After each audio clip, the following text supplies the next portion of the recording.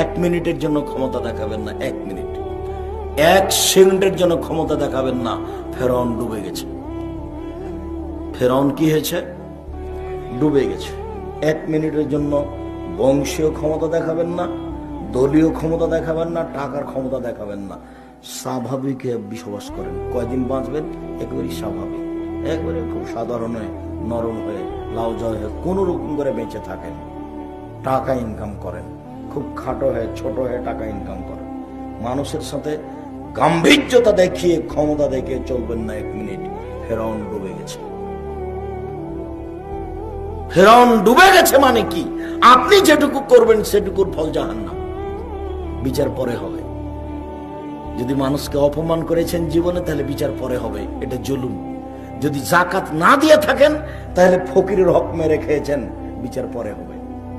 যদি জোর করে জমি দখল করে